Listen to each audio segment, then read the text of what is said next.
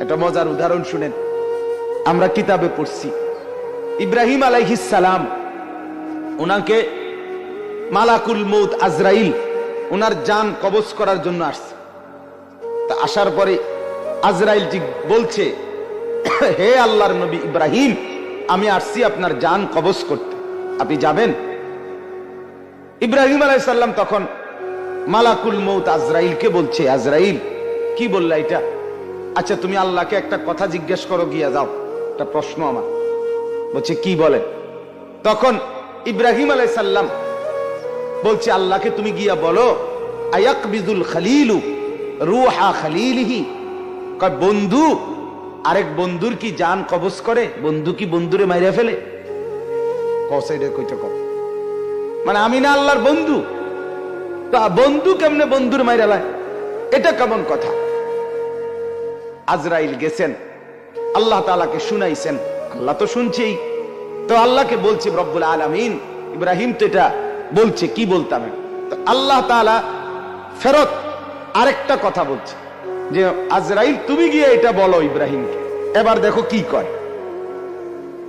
আজরাইল আসছে, আয়েশা বলতেছে আল্লাহ বলছে আপনাকে জবাবে, আয়াকরাহুল খলিলু লিকা খলিলিহি, বন্ধু কি বন্ধুর সাক্ষাৎ পেতে চায় না?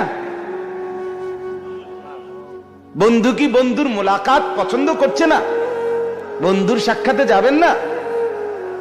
ইব্রাহিম আলাইহিস সালাম সাথে সাথে বুঝে ফেলছে, হায় আচ্ছা তো আসলে মৃত্যু না, এটা তো আমারে মেরে ফেলা না, এটা তো আমার রূহ কবজ না, বরং আমাকে তো আমার মাওলার সাথে মিলায়া দেওয়া।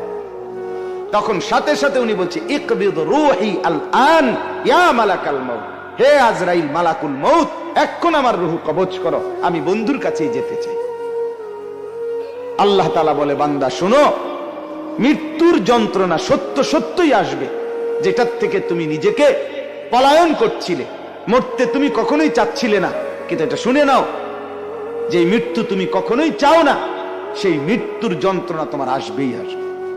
সাকরাতুল মউত, হাত্তাকে এমনকি আল্লাহর নবী সাল্লাল্লাহু আলাইহি সাল্লাম পর্যন্ত ইন্তেকালের পূর্বে নবীজি হাদিসে স্পষ্ট আছে, আম্মা জান আয়েশা বলছেন, নবীজি সাল্লাল্লাহু আলাইহি সাল্লাম একটা বাটির মধ্যে পানি দিছে, আর নিজের পবিত্র ডান হাত মোবারক দিয়ে হাত দিয়া এই বাটির পানির মধ্যে চুবাইতেছিলেন, আর কপালের ঘাম মুছতেছিলেন নবীজি, আর বলতেছিলেন, লা ইলাহা ইল্লাল্লাহ ইন্না লিল মাউতি সাকারাত, আল্লাহ আপনি ছাড়া আর কোনো ইলাহ নাই, আহা মৃত্যুর তো বড়ই যন্ত্রণা।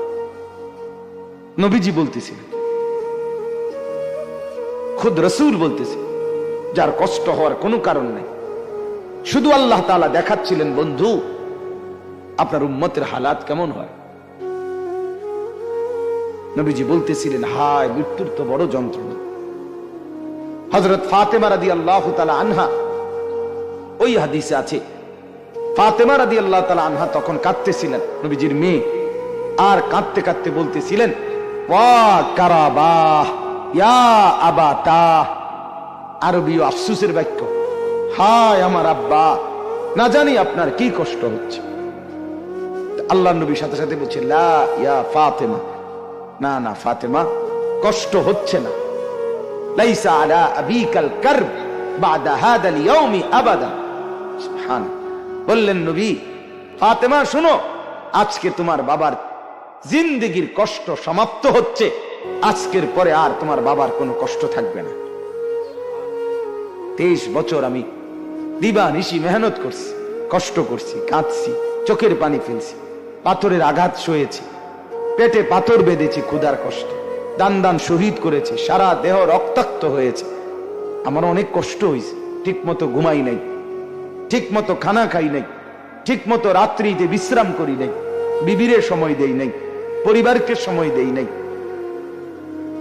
কাউকে ঠিক মতো সময় দিতে পারি নাই, কিছুই করতে পারি নাই দুনিয়ায়, বিশ্রাম সুখ আনন্দ উপভোগ শুধু মেহনতি করে গেছি, দিয়েই গেছি দাওয়াত, বলেই গেছি দুয়ারে দুয়ারে, দাঁড়ে দাঁড়ে, বারবার বারবার বারবার বারবার।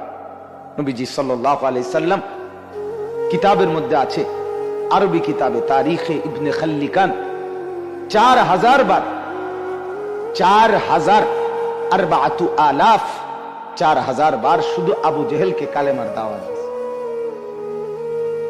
বুঝে ধরে মিয়া, রাসূল সাল্লাল্লাহু আলাইহি সাল্লামকে চিনলেন তো নাই, অনর্থক ভালোবাসার এক অভিনয় করছিলাম।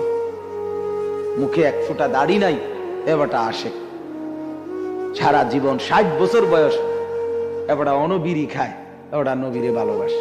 আরে মিথ্যুক রে, কত বড় মিথ্যুক এটা। 1 মাস কইতে পারতো না টানা 1 মাস, যে আমি টানা 1 মাস মেসওয়াক করছি, এটা বলতে পারবে না। এবারটা নবীরে ভালোবাসে, এবারটা গাইল্লায় অন্য করে। আমার খুব হাসি আসে, জানে কি জবাব দিত এগুলার, কি তো জবাব দিব মেয়ে, কি জন্য জবাব দিব? মৃত্যু তো খুব দ্রুত, আজ না হয় কাল, এবছর না হয় সে বছর, মরতে তো হবেই, আখিরাতে তো যেতেই হবে, কোনো সন্দেহ, কোনো সন্দেহ নেই। এজন্য বলতেছিলাম, আল্লাহ নবী সাল্লাল্লাহু আলাইহি ওয়াসাল্লাম বললেন যে আজকের পর থেকে তোমার বাবার আর কষ্ট থাকবে না। আমার বলার উদ্দেশ্য হলো সাকরাতুল মাউত, মৃত্যুর যন্ত্রণা। প্রত্যেককে মৃত্যুর পূর্ব মুহূর্তে মৃত্যুর যন্ত্রণা সইতে হয়, ভীষণ যন্ত্রণা, ভীষণ ভীষণ। কিন্তু ঈমানদার সেই যন্ত্রণার মধ্যেই মজা পায়, মৃত্যুর সেই যন্ত্রণার মধ্যেই আনন্দ পায়, আনন্দ পায়। ঝাল তো খুব হয়েছে, কিন্তু স্বাদও তো লাগতেছে, ঠিকই না বলেন? শীতকালীন তরকারি তো ঝাল হইছে, বাকি শীতের ঠান্ডার মধ্যে শীত ঝাল তরকারি খাইতে মজাও তো পাচ্ছে, ঠিক এরকম মৃত্যুর যন্ত্রণা হইতেছে ঠিক, কিন্তু এই যন্ত্রণা মনে যেন ছিঁড়ে ভিড়ে যাচ্ছে, কিন্তু ঈমানদারের দিল খুশি, কিছুক্ষণের মধ্যেই আমি আমার মাওলার জান্নাত দেখতে পাবো।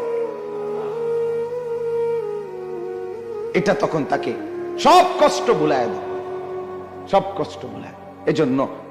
এজন্য হাদিসে আছে, নবীজির মৃত্যুর যন্ত্রণা তো হচ্ছে মৃত্যুর সময়, আল্লাহর নবী জবানে কি বলতেছিলেন? আল্লাহুম্মা রাফিকাল আলা, আল্লাহ আমি পরম বন্ধু, শ্রেষ্ঠ বন্ধু, আপনি মাওলার সান্নিধ্যেই যেতে চাই। তার মানে যেন আল্লাহ তাআলা বুঝাইছেন, বন্ধু মরবেনও না, আমাকে আর পাবেন কেন? মরতে তো হবে, আসতে তো হবেই আমার কাছে।